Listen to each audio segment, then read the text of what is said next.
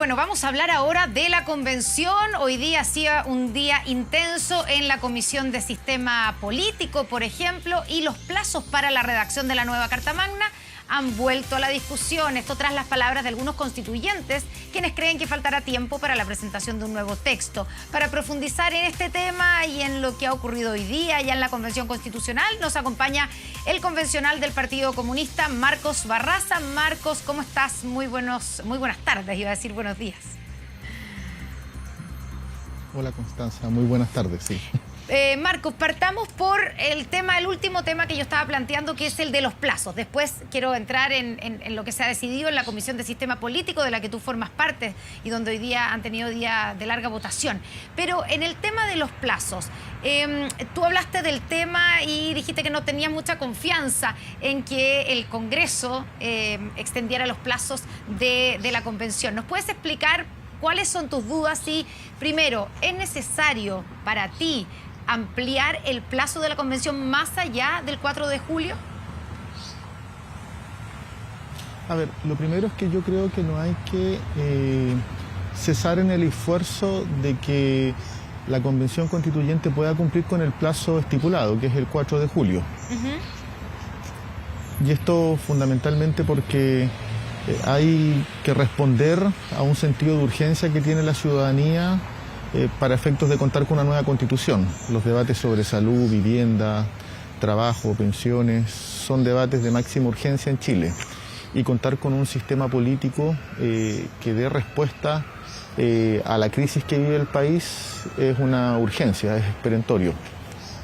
Es cierto que el trabajo está, digamos, de alguna manera muy intenso a propósito de una temporalidad muy corta, pero creo que con algunos ajustes se ha ido cumpliendo con el cronograma estipulado.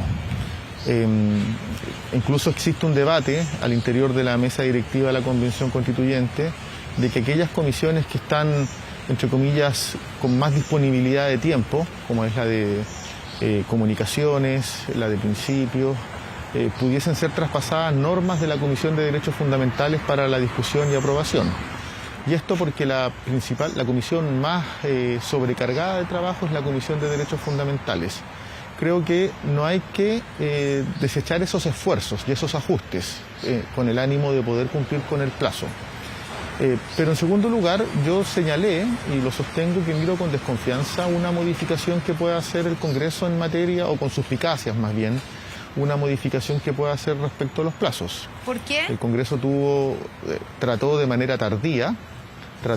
muy tardía, la discusión respecto a la renuncia y reemplazo del convencional Rodrigo Rojas Vader, y lo hizo de manera parcial.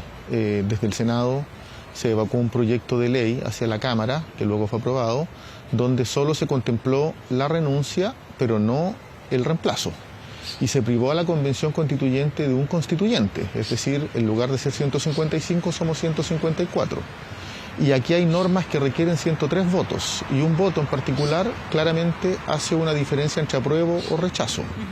Entonces, considerando además la correlación de fuerzas que tiene el Congreso, el nuevo Congreso que asume este viernes 11, donde la derecha tiene una, digamos, no una mayoría, pero sí un peso específico mayor, evidentemente que yo miro con suspicacia cualquier modificación de plazos, porque puede traer consigo otras modificaciones que puedan obstruir o entorpecer el trabajo de la Convención Constituyente. ¿De qué tipo? Por tanto, ¿De qué tipo? creo que hay que principalmente... Sí, perdón, Marcos, si era simplemente para ¿Sí? puntualizar, cuando tú dices esas suspicacias, ¿qué podría hacer el próximo Congreso? Yo he escuchado a convencionales, a parlamentarios de derecha señalar que hay que hacer nuevas elecciones, porque evidentemente que no comparten, digamos, las mayorías que existen al interior de la Convención Constituyente, y eso claramente es un riesgo para un proceso y para la soberanía popular. Y ese es tu temor, digamos, que empiecen a modificarse, que no solamente amplíen el plazo, sino que de alguna manera aprovechen esa oportunidad para hacer otras modificaciones al proceso constituyente. Básicamente porque la derecha es una alternativa posible. Pero la preocupación es que la derecha nunca ha estado, al menos la hegemonía, las voces que mandan al interior de la derecha, contestes con este proceso, y más bien lo han intentado obstruir, limitar, estancar en cuanto han podido. Y en ese sentido, cualquier prolongación supeditada o subordinada al debate del Congreso es un riesgo, ciertamente. Ahora, hoy día, ¿por qué aparece este tema? Primero, César Valenzuela, ¿cierto?, del colectivo socialista, dijo en una entrevista en la mañana, es un acto de sensatez solicitar una prórroga, la convención ha mirado al techo mucho tiempo con esto. Y después Gaspar Domínguez, que es el vicepresidente, ¿cierto?, de la convención, dijo que para abordar el tema de los plazos al menos habría que esperar a fines de marzo, que es el momento en que todas las comisiones deberían haber presentado sus primeros informes al Pleno. O sea, de alguna manera chuteó, como uno dice en buen chileno, esta discusión para marzo. Tú en principio, más allá de esas suspicacias, pero tú en principio ¿crees que es sensato, como dice César Valenzuela, pensar en una prórroga, o que hay que lograr conseguir tener todo listo, ese borrador listo, sí o sí al 4 de julio? Nosotros desde el Partido Comunista, desde Chile Digno, permanentemente hemos sostenido que hay que ir evaluando y en consecuencia haciendo los ajustes del caso conforme se vaya desplegando el cronograma. Y si uno se atiene a esa consideración, el cronograma se ha ido cumpliendo. Lo que dice el vicepresidente Gaspar Domínguez respecto de que fines de marzo es una fecha para evaluar, es algo que nosotros planteamos hace 2 meses atrás. De hecho, lo planteamos desde el Partido Comunista, que a finales de marzo había que ir evaluando. Pero no poner como imperativo la prolongación del funcionamiento de la Convención Constituyente por sobre el cumplimiento del cronograma. O sea, yo creo que el debate hay que invertirlo. Y muchas voces han planteado, no todas por cierto, la prolongación del funcionamiento de la Convención. Yo le he escuchado esto al colectivo socialista antes, pero el cronograma se ha ido cumpliendo. Entonces, efectivamente, fines de marzo habrá que verificar cómo se ha ido verificando sistemáticamente, conforme cada etapa del cronograma, cómo se va cumpliendo el plazo. Y fines de marzo es una etapa también adecuada para evaluar, porque es el momento en que vamos a tener todos los informes de esta primera etapa de discusión, aprobación o rechazo de normas concluidos. Marco, vamos a lo que ocurrió hoy día en la Comisión de Sistema Político, de la cual tú formas parte, ¿cierto? Se terminó de votar hoy el informe, que ahora tiene que ir al Pleno. ¿Nos puedes contar primero cómo quedó el informe del sistema político, por ejemplo, en el caso que ha sido tan debatido el esquema legislativo? A ver, la discusión sobre discusión, deliberación y votación de normas en la Comisión de Sistema Político, y particularmente en lo que respecta a sistema legislativo, está antecedida esta votación de un acuerdo. Primero se aprobó en general un presidencialismo atenuado que contempla la figura de una presidencia y una vicepresidencia paritaria, es decir, si es presidenta, un vicepresidente hombre, si es presidente, una vicepresidenta mujer. Y en el debate en particular se incorpora la existencia de un ministro de gobierno subordinado a la autoridad de la presidenta o el presidente de la República. Es decir, en ningún caso un ministro o ministra de gobierno que tenga, atribuciones de jefe de gobierno, porque lo que se aprobó es un presidencialismo atenuado que implica un traspaso significativo de atribuciones y competencias por parte de la presidencia al futuro Congreso en términos de iniciativa legislativa y otros. Esa es una primera cosa que es importante destacar y precisar. La segunda, respecto al sistema legislativo, lo que se aprobó en general fue un Congreso unicameral.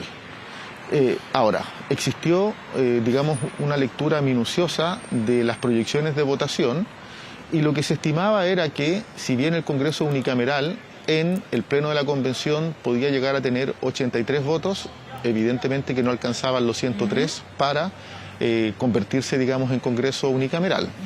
De ahí que emerge entre las fuerzas de izquierda, las fuerzas transformadoras y la centroizquierda, un ejercicio de trabajo en conjunto que dio origen a un acuerdo. Y este acuerdo establecía la extinción del Senado y la creación de un sistema legislativo basado en un modelo bicameral asimétrico. ¿Y qué significa esto? Que así como existía un Congreso plurinacional, que las normas fueron la mayoría aprobadas, de manera, digamos, en vínculo existiría un Consejo Territorial y este Consejo Territorial estaría integrado por personas electas en las respectivas regiones.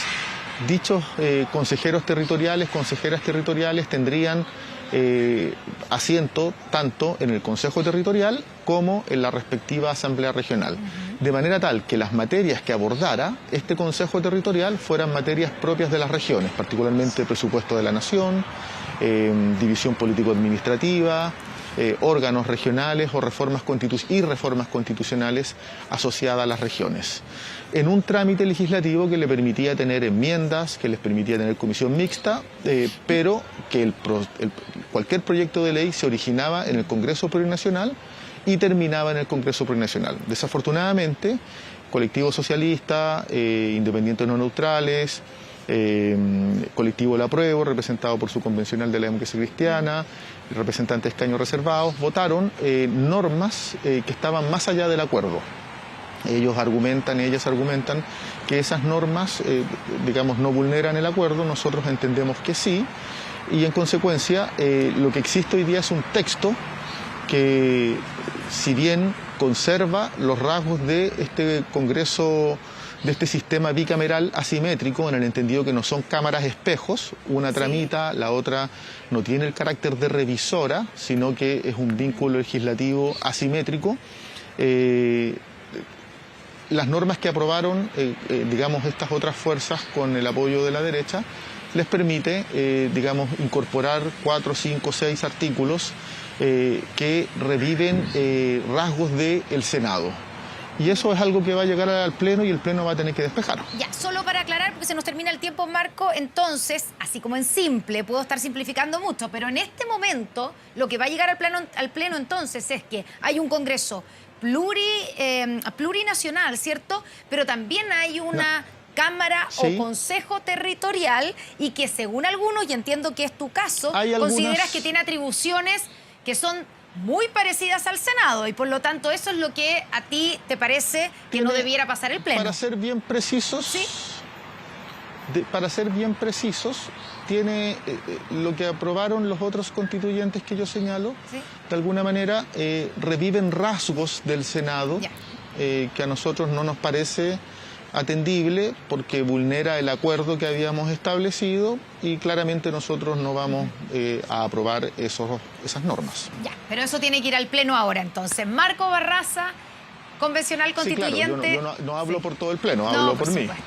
Ya, Marcos Barraza, constituyente del Partido Comunista, muchas gracias por esta conversación con Noticias 24. Muy buenas tardes.